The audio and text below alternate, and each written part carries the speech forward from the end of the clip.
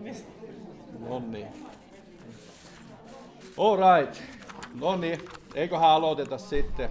Tervetuloa vaan lämpimästi kaikille tänne Ilosanoman iltaan. Ja tänään meillä sitten on vierailemassa Seppo täällä. Et tervetuloa Sepolle. Ja eilen Seppo olikin täällä jo pitää vankilakoulutusta meille ja oli kyllä hyvä päivä. Ja kiitos Herralle siitä. Ja sitten tänään meillä sitten todistelee Aleksi ja Irmeli ja Taisto palvelee sitten kitaran kanssa lauluissa ja Annakin siinä palvelee sitten yhden laulun verran ja näin poispäin. Ja otetaan tässä kuule ensimmäiseksi, niin aloitetaan kokous ihan rukouksella. Ja joo, kiitos taivallinen Isä tästä hetkestä, saada Herra sinun kasvu eteen tulla Jeesuksen nimessä ja pyydetään oikein erikoista Herra Pyhän Hengen läsnäoloa tänne Herra, meidän keskuuteen Herra ja puhu tänään jokaiselle meidän sydämelle Herra ja Herra näytä, että sinä olet todellakin elävä Jumala, sinä et ole mikään huuhaa, vaan sinä olet elävä Jumala. Kiitos siitä Herra ja kiitos, että siunaat kaikki puheet, todistukset, kaikki laulut, kaikki yhteiselo täällä ja kiitos Herra, voimme luottaa aina sinuun, kun turvaamme sinuun.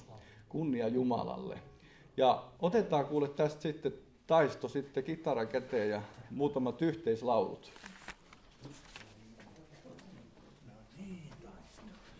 No niin.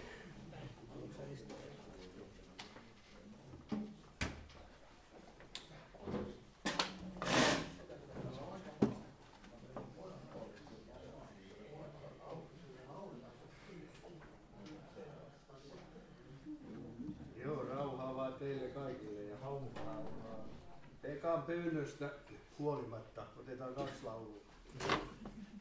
257 ensimmäiseksi. Joo. Uuden taivaan sekä uuden maan nähdään kerran saa. Kauniiset suuri loistossa, jaspis suurin kadut tullaan kohtamaan. Päivä suuri meille, kun saa nähdä kauniin tuon uuden Jerusalemin, jonne täältä kaipaisin. Aurinkona siellä Jeesus on, hän johti armoon. Antoi mulle uuden elämän, poisti kaikki synnit sydämeltään. Niinpä uutena mä saan nähdä uuden taivaan maan. Se suurta armoa on vaan, ansioista ollenkaan. Kaikki entinen on sieltä pois, mikä täällä tuskaa toi. Vajavaisuus täysin loppunut, täydellisyys ikuinen on alkanut. Siellä ei enää kiusoja, sairautta pelkoa, ei pideyttä laisinkaan. Uus on taivas, uusi maa. Taivaaseen sä myöskin kaipailet, sitä usein ajattelet. Mutta tiedän ne syntiä, taivaaseen voi viedä kenkään mukanaan. Jeesus kuoli tähtesi, antaa anteeksi syntisi, saa valkovaatteen lahjaksi, taivaan kirjan nimesi. Otetaan sitten samalta sivulta 258. Pekka Sivujen lauluja.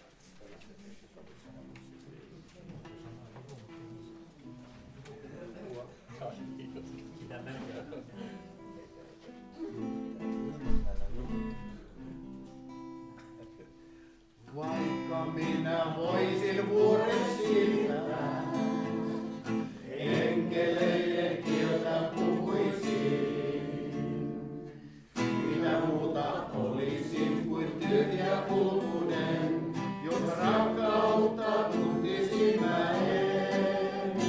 Sillä rakkaus on väkevämpi kuolemaa.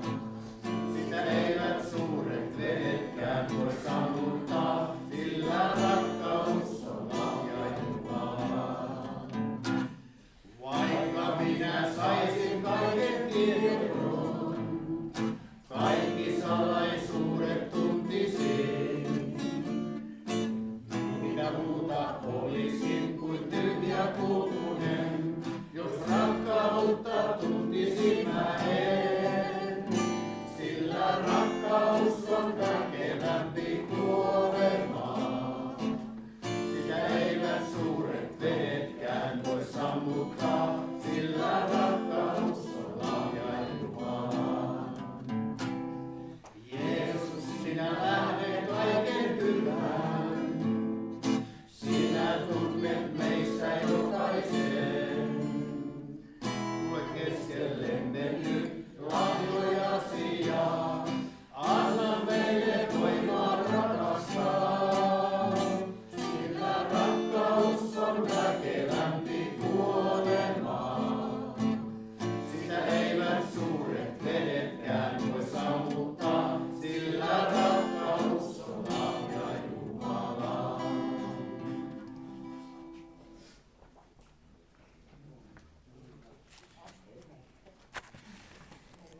All right. Minulla olisi tämmöinen sananpaikka täältä Raamatusta, täältä kuuluisa tuhlaajapoika, niin me lukasen tän näin tästä näin ja lähtee Luukas 15 jakeesta 11 eteenpäin. Vielä Jeesus sanoi, eräällä miehellä oli 2 poikaa. Nuorempi heistä sanoi isälleen, Isä, anna minulle se osa omaisuudesta, joka kuuluu minulle. Niin isä jakoi omaisuutensa poikien kesken. Muutaman päivän kuluttua nuorempi pojista kokosi kaiken, mitä omisti, ja matkusti kaukaiseen maahan. Siellä hän tuhlasi koko omaisuutensa viettäen paheellista elämää. Kun hän oli tuhlannut kaiken, tuli siihen maahan ankara nälänhätä, ja hän alkoi kärsiä puutetta. Silloin hän lyöttäytyi eräänseen maan kansalaisen seuraan, ja tämä lähetti hänet tilukselleen sikoja paimentamaan. Hän olisi halunnut ravita itsensä palkohedelmillä, joita siat söivät, mutta niitäkään ei kukaan hänelle antanut. Silloin hän meni itseensä ja sanoi, kuinka monella minun isäni palkkalaisella on yllin kyllin leipää, mutta minä kuolen täällä nälkään. Minä nousen ja menen isäni luo ja sanon hänelle, Isä, minä olen tehnyt syntiä taivasta vastaan ja sinun edessäsi. En ole enää sen arvoinen, että minua kutsutaan pojaksesi. Tee minut yhdeksi palkkalaisistasi. Niin hän nousi ja lähti isänsä luo. Kun hän vielä oli kaukana, hänen isänsä näki hänet ja tunsi sääliä. Isä juoksi häntä vastaan, sulki hänet syliinsä ja suuteli häntä hellästi. Poika sanoi hänelle, Isä, minä olen tehnyt syntiä taivasta vastaan ja sinun edessäsi. En ole enää sen arvoinen, että minua kutsutaan pojaksesi. Mutta isä sanoi palvelijoilleen, tuokaa nopeasti parhaat vaatteet ja pukekaa hänet niihin, pankaa sormus hänen sormeensa ja kengät hänen jalkansa. Tuokaa syöttövasikka ja teurastakaa se, nyt syödään ja iloitaan. Sillä tämä minun poikani oli kuollut, mutta heräsi eloon. Hän oli kadonnut, mutta nyt hän on löytynyt ja he aloittivat ilonpidon. Tämä on valtava kertomus, miten itselle ainakin tämä puhuttelee, niin Jumalan rakkaudesta meitä ihmisiä kohtaan. Ensinnäkin se, että Jumala on antanut kaikille ihmisille vapaan tahdon. Ja niin kuin tämä poikakin, niin tämä halusi sitten lähteä omille teille, eikä viettää Jeesuksenkaan aikaa. Ja ei siinä hyvin käynyt hänellä sitten. Ja kyllä me sanoin, että omankin elämäni ilman Jeesusta, kyllä se meni suoraan sanottuna, rajusti sanottuna päin helvettiin kirjaimellisesti. Mutta kiitos Jumalalle siitä, että nyt on tässä. Ja se, miettikää sitä sitten, kun tämä poikakin, niin se just meni itseensä. Se vietti paheellista elämää, tuhlas kaiken ja oli todella rikkinäinen ihminen ja lopuksi ei saanut syötyä edes niitä ruokia, mitä siat söivät. Ja sitten kuitenkin niin se meni just itseensä, niin mitä hän teki siinä kohtaa? Hän päätti, että hän menee takaisin Jumalan luokse, Jeesuksen luokse. Hän kääntyy häneen päin, kääntyy siitä syntielämästä pois ja menee Jeesuksen luo ja nöyränä meni. Ja niin kuin ihmisillä on yleensä, niin kyllä mä oon aika ylpeä tolla. Ja yleensä se pitää mennä elämään niin pieleen ennen kuin alkaa oikeasti etsimään Jumalaa ja niin pohjalle, että oikeasti niin kuin itsekin, niin kyllä minä sanoin, että minun päässä alkoi olla sellaisia sairauksia, kuuli kaikennäköisiä ääniä ja pelkotilat tuli valtavat ja kaikkia. Vasta sitten minä niin kuin Jeesukselle, kun oikeasti oli elämä niin kuralla ja käännyin. Ja mitä sitten tapahtui, just kun tämä poikakin, niin se meni ja palasi isänsä luokse, niin siihen tapahtui se juttu, että isä tuli iloiten vastaan.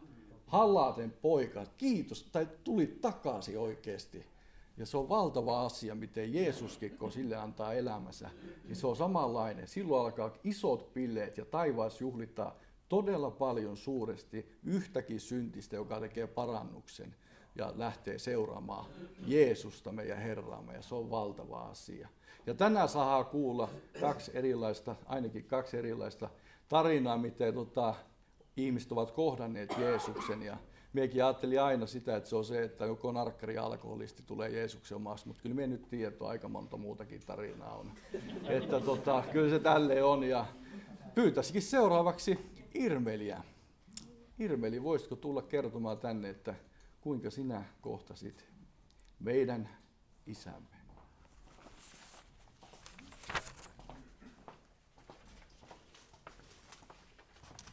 Rauhaa vaan kaikille. No niin, se onkin hyvä, kun voi vaan kertoa, mitä on itse kokenut, ei tarvitse mitään muuta puhua. Joo, Raamatussa sanotaan, että on kaksi tietä, on kaitatie ja lavea tie. Ja mä olen kyllä kulkenut sit 30 vuotta elämästäni sitä laveaa tietä. Et lapsuudessa ei ollut mitään kosketusta hengellisiin asioihin, että mä en ole koskaan pyhäkoulua käynyt. Siellä paikkakunnalla ei ollut pyhäkoulua, missä me asuttiin. Et ainoa sitten oli koulussa, silloin vielä oli uskontotunteja, niin uskontotunneilla sitten kuuli näistä asioista jonkun verran. Ja tietysti rippikoulussa se piti käydä, vaikkei mitään Jumalasta muuten välittänyt, mutta se kuuluisi asiaan. Ja rippikoulu tuli käytyä, mutta tosiaan ei mitään.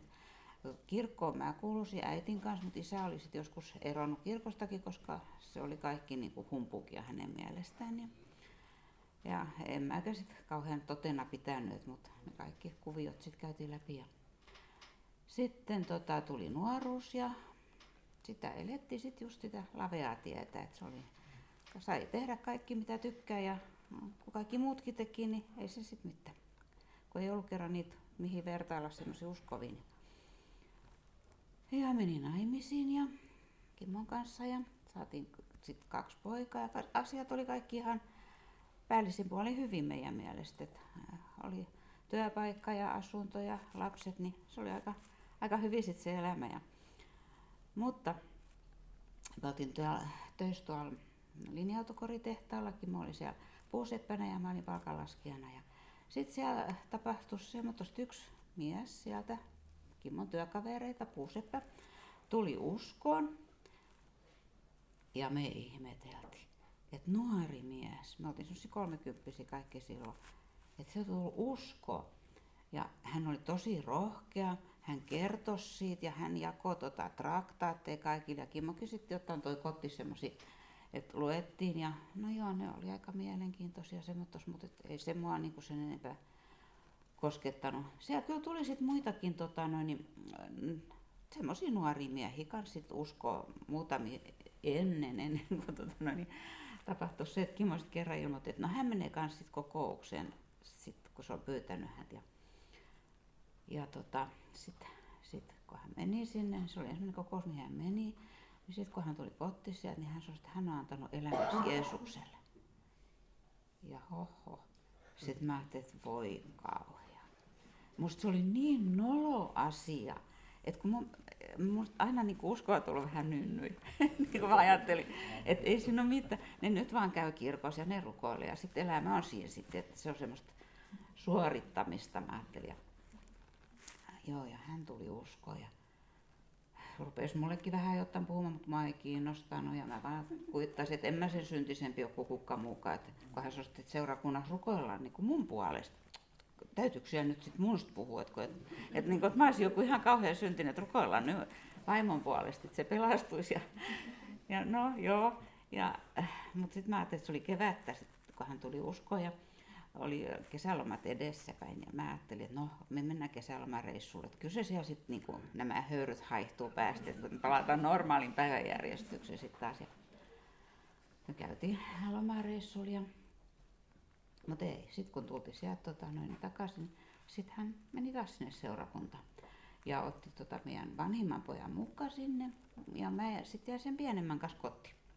Kyllä mä olisin saanut mennä tietysti mukaan, mutta ei mua kiinnostanut. Ja sitten mä ajattelin, että joo, on tää nyt sit kanssa. Tätä tää elämä nyt, että hän käy jossain kokouksessa ja mä varon kotona. Ei silti, kyllä mä sitten vähän menin, kun mä en aina tykännyt kauheasti tanssimisesta, kun ei hän sitten enää kiinnostanut tanssiminen ja mä ajattelin, että no on tekopyhä, että ei mukaan kiinnostaa enää, kun aina hän tykkäsi. Niin mä lähdin sitten päivätansseihin, kun mä ajattelin, että no jotain täytyy olla sitten kumminkin. No niin, mutta miettisin sitäkin, että huomasin sen, että kyllä hän oli muuttunut, mutta sitten mun mielestä se oli vaan semmoista, että hän on vähän tekopyhäksi tullut tai semmoinen, että ei saanut oikein riitaa aikaiseksi samalla tavalla enää kuin ennen. Ja sitten no ei mitään, sitten katkea ajatuksetkin, niin no sitten mä olin niin ajatellut, että ei se sitten enää, se nyt käy siellä kokouksessa, mutta että olisi nyt edes hiljaa siitä edes, ettei sukulaiset saa tietää, niin, koska ihan tosi meidän, ei kukaan ollut uskossa, niin kaikkien mielestä ne uskovat on ihan, joo, no niin, mutta sitten kerran hän sitten ilmoitti, että hei, mä menin jonkun hän kutsunut mua sinne kokouksiin, että tuun nyt sinne joskus, niin mä ajattelin, että no menen kerran katsomaan, että mikä porukka se sitten on, mihin hän on nyt lyöttäytynyt. Ja menin, se oli silloin Vapaakirkolla oli tuossa Nestentien varrella se ensimmäinen toimitila, mikä heillä oli. Se oli semmoinen vanha purkutuomioalainen oma kotitalo. Se oli tosi pieni, kokonaan pinta-ala taisi olla kuin 44 vai mitä se mahtoi. Ja päätys luki koko päädyn leveydeltä Vapaakirkko. Mä katsoin, että voi ei. Kun ei vaan kukaan tuttu näkisi, että mä menen tonne. Se oli niin nolo se paikka niin kuin mun mielestäni, että kun se on mikään kirkko eikä mikä semmoinen, kun se oli vaan ihan semmoinen tönö. Ja sitten se kaikki se saarna, mitä siellä puhuttiin, se tuli suoraan kohti ja mä ajattelin, että joo, hän on puhunut saarnaajalla musta kaikki sitä, että en mä tajunnut, että se on niinku se pyhä henki, mikä vaikuttaa. Ja ajattelin, että se oli siinä, että kun hän yritti kysyä jotain, että no mitä sä tykkäsit, kun lähdettiin, parempi kuin kysyä mitään. Ja mä päätin mielessä, että ikinä en mene sinne enää. Että se oli tässä, se oli nyt nähty, että en mene. No, mutta sitten kuitenkin siinä meni sitä kesää ja tultiin sinne syksyyn päin, niin kyllä mä sitten jo olin semmoista, kun he rukoili tietysti mun puolesta, sitten mä luin niitä, mitä hän kotti toi, niin kyllä mä niinku tulin semmoiselle epäröivällä mielelle, että ei mun asiat kunnossa ole. Että jos Raamattu on totta, niin kyllä mun niinku pitäisi elämään antaa Jeesuksen. Että se on mahdoton. Mä en ole sitä tyyppiä, että se ei onnistu, että musta ei ole uskovaksi. Niin se oli semmoinen kauhean ristiriitaista se olo. Ja sitten hän ilmoitti kerran, että hän menee kasteelle. Hän on ilmoittautunut kasteelle. Mä sanoin, että jaha, se oli siinä sitten. Et nyt ei tarvitse enää toivokaan, että hän tulisi takaisin sieltä. Että se on nyt menoa sitten, että se on lopullinen. Ja jotenkin mä ajattelin, että pitäisikö mun mennä katsomaan sinne.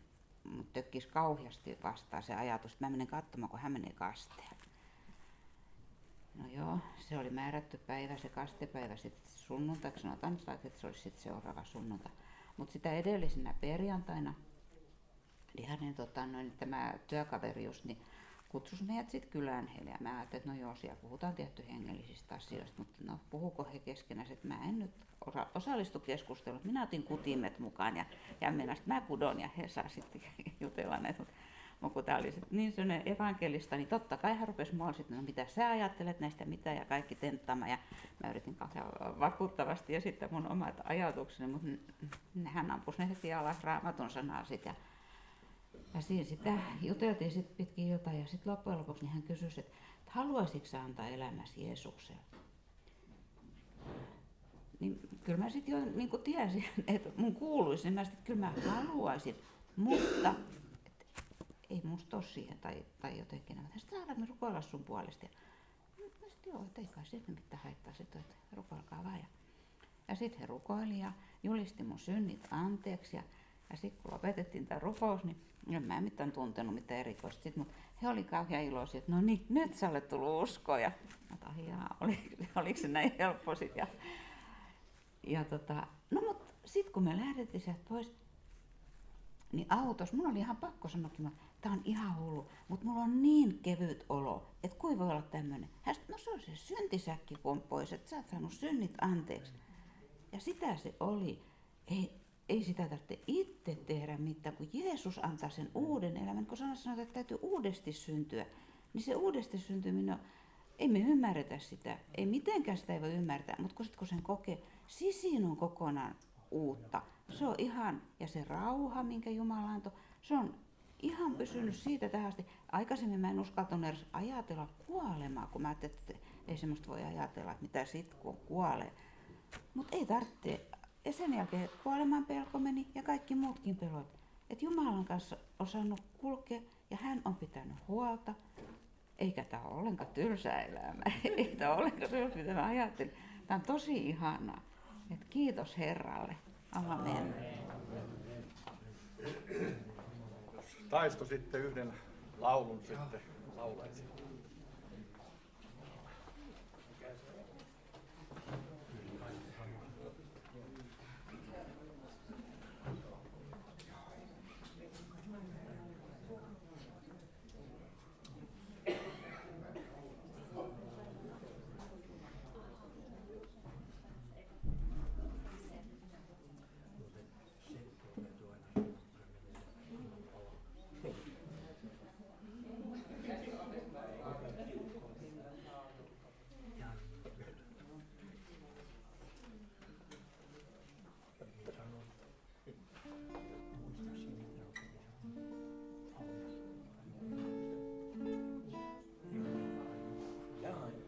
Kuljen täällä kysellen, katson hiljaa vaieten taivaan rantaan tähyllen, missä viipyy sateet sen, miksi taivas pidättää poutapilvet, nyt vain näen kumpa sade pisarat vuotais maahan koskuttai.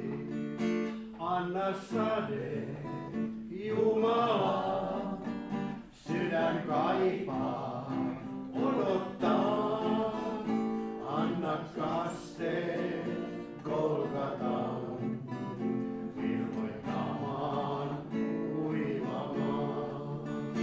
Katson ylle, vaini on, tähkäpärjuu, kypsät on, korjumiehet puuttuvat, lapset Herran uupuvat.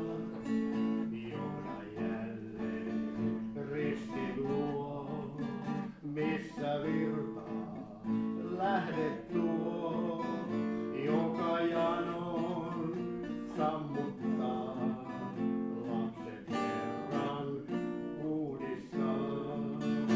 Anna sade, Jumala, sydän kaipaa, odottaa. Anna kaste Golgataan, virvoittamaan, kuivamaan. Tahdon nähdä voiman sen, joka muuttaa ihmisen. Veren voiman valta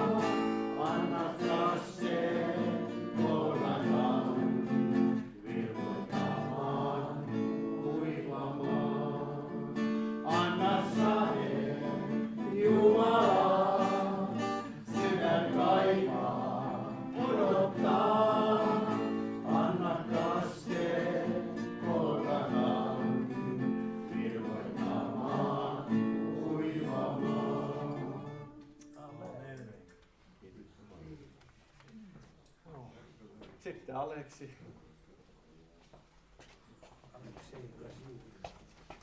Joo, morjes. Tää on ehkä vähiten lempipaikka. Ymmärrän. Mä miettisin, mitä mä sanoisin. Ja, niin mä kävin tuossa yhden kouluun, kokemusasiantuntijakoulun just, ja ruotisin siellä menneisyyttä niin oikein ollan takaa, niin mä en kerro nyt siitä, että kuinka kurjaa ja kamala mulla on ollut, mutta kurjaa on ollut kyllä. Nyt, mä nyt kerron tästä näin, mitä mä oon kirjoittanut joskus siellä, niin siitä vähän ajatuksia. Mä aloitan siitä, kun mä tutustuin Anneen, kun mä olin tullut päihdekuntoutuksesta vuonna 2020 ja niin, muutin takas Turkuun. Kovemmalle mikki muutenkin. Kovemmalle.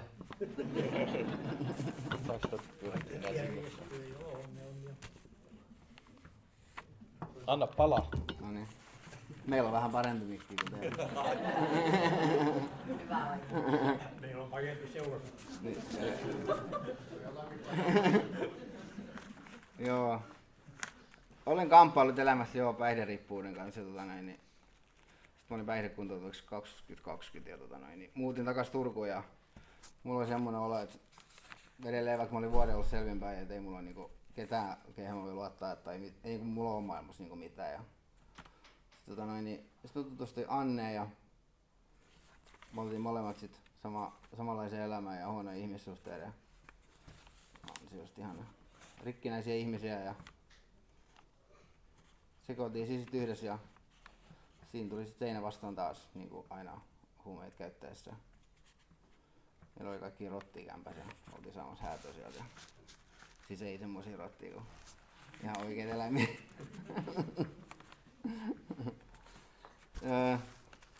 Joo, mutta sitten alkoi tapahtua ihmei. Annu oli rukoillut vessassa, että jos olet olemassa, Herra, niin auta. Me lähti kämppään ja henkikin jostain lopuun. Sitten me saatiin viikko sen jälkeen kämppää tuossa Turun keskustasta ja sekin oli aika ihme, että me saatiin sellainen eläinlääkärin vuokrasmeeseen. Me saatiin asua siinä 1,5 kuukautta, oliko se ilmatteeksikin. Ja paraatiin paikalla ja ei kauhean vahvasti mennyt edelleenkään ja sitten Anne alkoi olla pois kotoa. Mä ihmettelin, missä se käy niitten mutsinkaan. Ja hän oli kuulemma löytänyt totuuden ja mä olin, mitä hittoa sitä puhuja. Sekoilee tuolla jotain. Mut sit sit se osuus kyllä oman ilkkaan. Niin Anne kysyi yhtenä iltana, että haluat katsoa yhden jutun. Niin se näytti semmoisen video, missä oli semmoinen vanhempi äijä, kun kertoisi, miten hän on niin uskoavulla niin raitistunut ja selvinnyt ja miten elämä on mennyt sen jälkeen. Ja mä en ollut varmaan 10 vuoteen itkenyt ja mulla oli kyyneleet silmistä ja katsottiin sitä, se kesti joku tunni. Ja siis mulla tuli semmoinen fiilis, mihin mä pystyn edelleen tänä päivänäkin tarttua.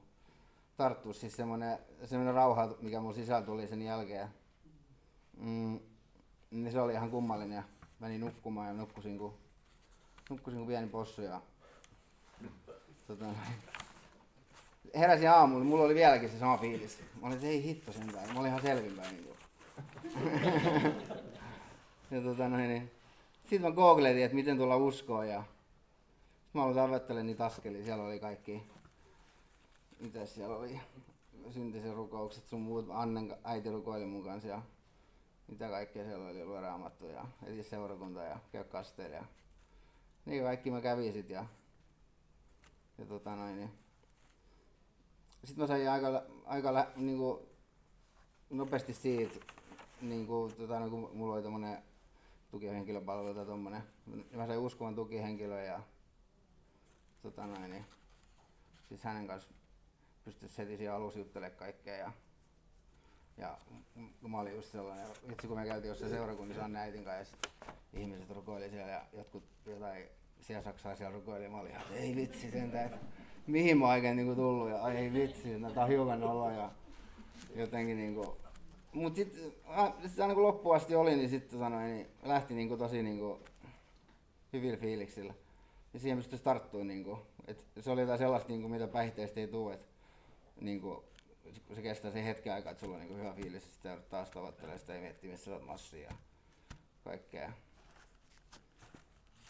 Rukouksissakin aamulla kun aloittaa niin kiitoksella ja tuo siihen asioita, mitkä on niin mielen päällä, pyytää voimaa ja rauhaa. Ja vaikka niin uskoo yliluonnolliseen käsitteeseen, niin rukous on se, niin psykologisestikin sellainen tapahtuma, että se asettaa aivot oikeaan ajatukseen ja yleensä päivä menee hyvin silloin. Sitten kun on tuollaisesta elämästä, niin vähän ne arvot on ollut kaikki ihan vinkkelissä, vonkkelissä kaikki, niin Raamatusta on saanut paljon neuvoja, niin kuin, millainen ja semmoinen moraalinen kompassi on niin kuin, korjaantunut sen myötä kanssa.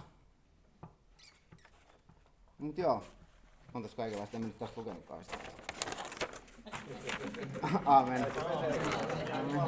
Hyvä. Joo, kiitos Herralle Aleksista. Ilmeisesti kuultiin kaksi aivan erilaista tarinaa, miten Jeesuksen kohdannut heidät. Ja seuraavaksi otetaan tulevia tapahtumia. Tiistaina täällä on Raamattupiiri kello 12 Hanssin vetämänä. Sitten keskiviikkona on rukouskokous 18.30. Silloin tulee tuosta vapaaseurakunnasta Olavi ja Anne Koivukoski tänne vierailemaan. Ja se on se meidän seurakunnan tärkein kokous minun mielestäni. Saa olla eri mieltä. Perjantaina on aamurukous kello 10 ja samat sanat. Ja sunnuntaina sitten meillä on ehtoolliskokous kello 17.00. Ja tiistaisi ja torstaisi on tässä nuorisotyötä. Tehdään tuossa Esan ja Erno on tullut meidän porukkaan nyt mukaan tuossa ainakin nyt. Ja on hyvin lähtenyt käyntiin ja se on kuule kiitos teille siitä, että te rukoilette meidän puolestamme, nuorten puolesta. Ilman rukousta täällä ei tapahdu yhtään mitään. Myös Esa olla siinä matkassa mukana, mutta yhtä tärkeitä olette te jokainen. Se on aivan varma. Ja sitten meillä ei täällä kerätä kolehtia, vaan meillä on uhriarkku. Jos joku on jotain varannut Jumalalle tonne noin, niin sinne voi jättää oven viereen heti tuossa sisäänkäynnin sivussa. Ja ei muuta kuin vaimoni, tuuppa sitten laulamaan.